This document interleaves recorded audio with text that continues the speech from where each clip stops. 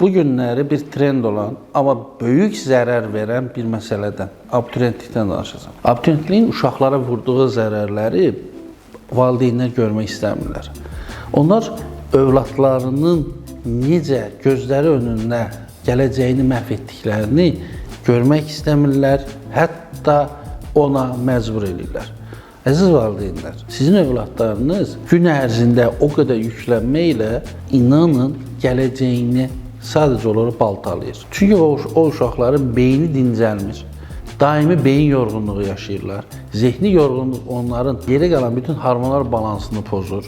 Yuxu rejimini pozur, yaddaş pozunluğu başlayır və saymaqla bitməyəcək zərərlər görməyə başlayırlar. Nəticə itibarilə nə olur? Sizin övladınız universitetə girir və statistikaya görə övladlarınızın universiteti bitirənlərin arasında %85%-i oxuduğu universitetlə əlaqəli heç bir iş görmürlər. Sizə sadəcə diplom lazımdırsa, o qədər yükləməyin övladlarınızı.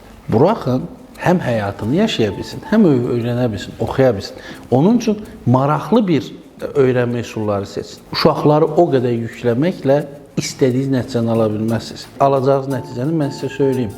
Son zamanlar çox sürətlə artan beyin yorğunluğu. Mən məsələn son zamanlar çox görürəm, çox qarşılaşıram. Yüklənmiş uşaqların əksəriyyəti bəlli bir şeydən yaddaş pozunluğu yaşamaya başlayırlar. Beyin yorğunluğundan qaynaqlı olaraq aqressiv pozuntular yaşamaya başlayırlar. Konkret olaraq aqressiv partlayışlar, epileptik tutmalar, inanın en qədərdir. Mən nə qədər insanlarla söhbət edirəm, övladlarında bu problemləri əksəriyyəti görürlər. Bu nəticə itibarilə o uşaqların gələcəyini, sağlam inkişafını baltalamış olur. Sonra universitetə daxil olduqdan sonra o boyda yüklənmədən sonra böyük bir boşluğa düşür övladlarınız. O boşluqda sizcə nəyə meyil edirlər? Heç vaxt eləmədikləri, amma boşluqda onlara cazib gələcək bütün zərərli vərdişlərə, siqareti, içkisi, narkotiki, başqa zərər verəcək minlərlə yollara. Siz övladınızın gələcəyini, düşünürəm, dediyiniz şəkildə övladınızın gələcəyini baltalamış olursunuz. Mən sizdən bir valideyn olaraq, sizdən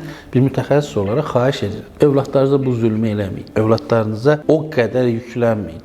Buraxın, övladlarınız xəyal qura bilsin. Əgər istəyirsinizsə ki, övladlarınız gələcəkdə başarılı biri olsun, övladlarınızı arzulamağı, xəyal qurmağı öyrədin. Yoxlayın, gedin hamınız öz övladlarınıza bir dəfə çağırın, soruşun. Sənin xəyalın nədir, arzun nədir? Abituriyentlikdən əziz ki, bütün yüklənmiş uşaqlardan əminəm əksəriyyətinizin aldığı cavab bəllidir.